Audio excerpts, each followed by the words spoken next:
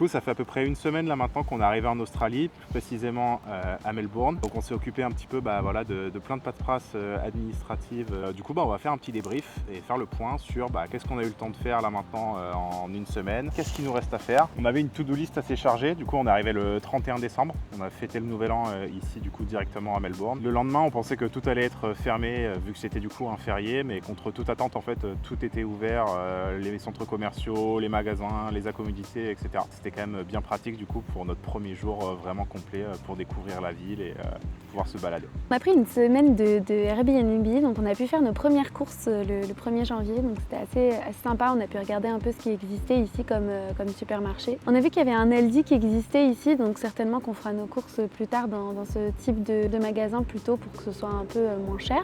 Mais là on a voulu tester quelque chose de plutôt local. On s'est jeté sur le supermarché qui s'appelle Coles, qui est du coup un supermarché australien ici local, du coup en centre-ville, parce que les Aldi généralement du coup je pense qu'ils sont un petit peu plus excentrés dans les campagnes, etc. Et on s'est rendu compte que contre toute attente, contre tout ce qu'on nous avait dit en fait sur l'Australie, etc.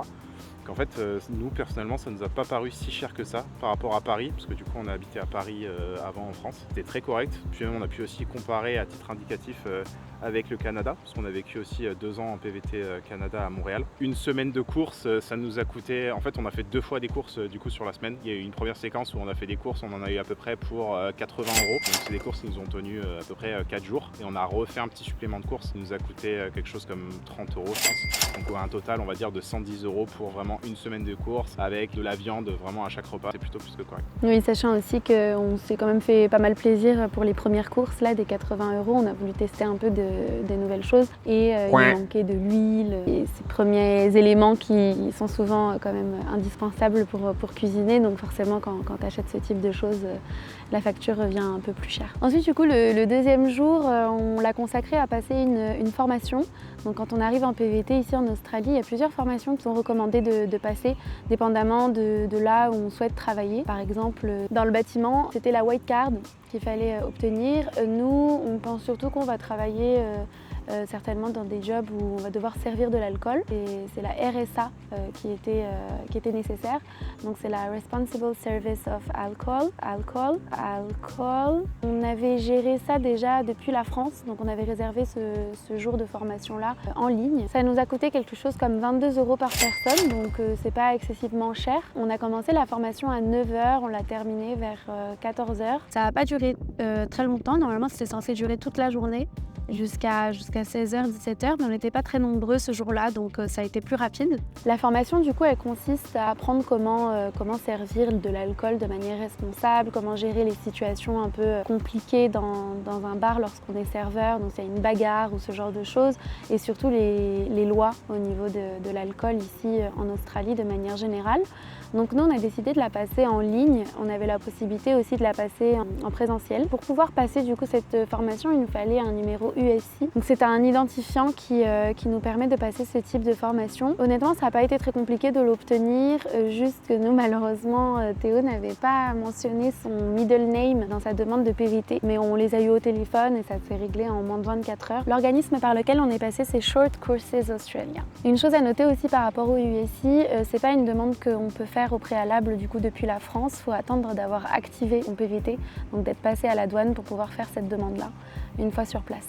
Ensuite aussi du coup on s'est occupé du tax file number, c'est le numéro ici qui permet du coup de travailler, d'avoir un identifiant. La demande se passe en ligne, pareil du coup il faut avoir activé son PVT au préalable, donc c'est pas possible de le faire directement depuis la France. Une fois arrivé ici c'est très simple, il faut accéder du coup à un petit site internet du gouvernement, ça se fait littéralement en 2 minutes. Et une fois qu'en fait la demande est faite, on reçoit du coup sous 28 jours de TFN.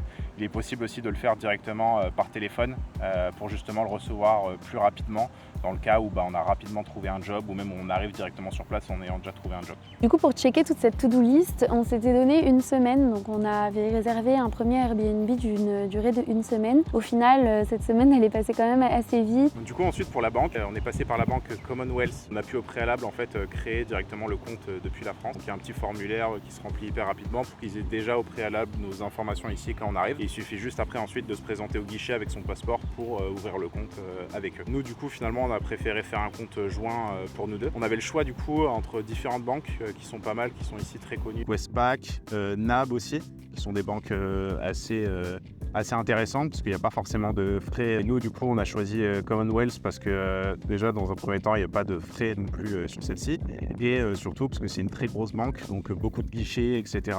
et beaucoup plus accessible et facile pour justement les contacter en cas de problème.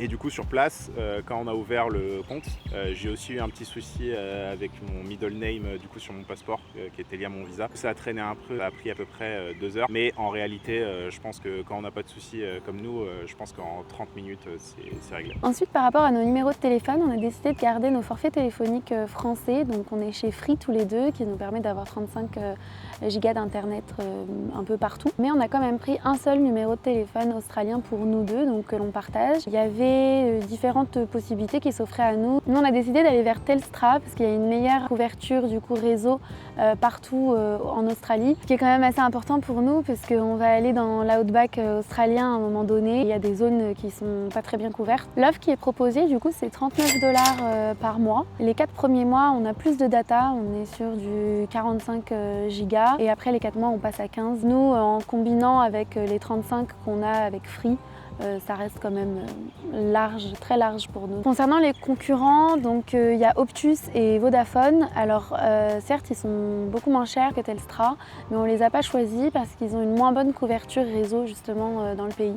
Et on ne voulait pas prendre ce risque. Ensuite, du coup, notre objectif ici, nous, c'est de faire un road trip pendant 1 an à travers l'Australie, justement avec un 4x4 aménagé. Du coup, forcément, on est à la recherche de ce 4x4 ici à Melbourne. Il faut savoir ici que pour acheter du coup un véhicule, chaque État a ses propres législations. Nous, on a décidé du coup d'acheter idéalement une voiture du Victoria, ici, donc l'État où on est, l'État de Melbourne, parce que ça permet en fait d'avoir un contrôle technique qui est réalisé du coup à chaque vente. Mais par exemple, quand on achète une voiture du Western Australia, c'est beaucoup plus facile parce que justement il n'y a pas ce système de contrôle technique. Là l'idée nous c'est d'acheter soit une voiture du Victoria soit du Western Australia. Donc c'est pas facile à trouver parce que là on est actuellement en été en haute saison. Tout le monde justement est à la recherche d'un 4x4 et il n'y a pas forcément beaucoup d'offres et les offres sont assez chères, les prix sont totalement gonflés. On essaie en fait de se mettre sur des groupes Facebook etc, sur Marketplace pour trouver justement des annonces. Mais au-delà de Marketplace aussi du coup j'ai aussi essayé de chercher des véhicules sur des sites locaux comme Gumtree ou Car Sales. Mais très honnêtement, c'était assez rare de trouver des véhicules déjà équipés. Comme nous, c'était le cas, on voulait un véhicule déjà équipé. On ne voulait pas forcément se prendre la tête à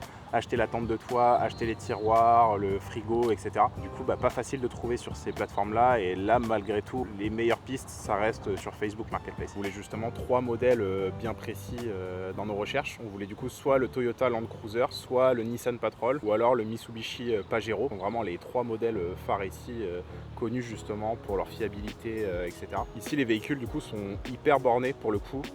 C'est vraiment courant de voir des voitures au-delà de 300 000, 400 000, voire même des fois 500 000 km. Comme du coup le pays est énorme, 6e plus gros pays du monde, et les gens ici sont très habitués justement à faire des road trips. Aussi, pour nous, l'idéal c'est d'avoir vraiment un véhicule automatique et si possible en diesel, qui est du coup beaucoup plus coûteux justement quand on va aller dans l'outback, dans le sable, etc. Du coup, nous on a un budget à peu près de 14 000 $, ce qui fait environ 8 000 €. On a quand même quelques plans. Là demain on a une visite, on doit en voir une, et pour l'instant pas de piste vraiment sérieuse. Du coup, côté recherche de travail, c'est un peu pareil que la recherche de voiture au final. Donc comme on est dans cette période un peu haute saison, tous les jobs qui nous intéressaient, donc que ce soit en restauration, en hôtellerie, travailler dans les fermes, les postes sont déjà vacants. Ils sont plus vacants.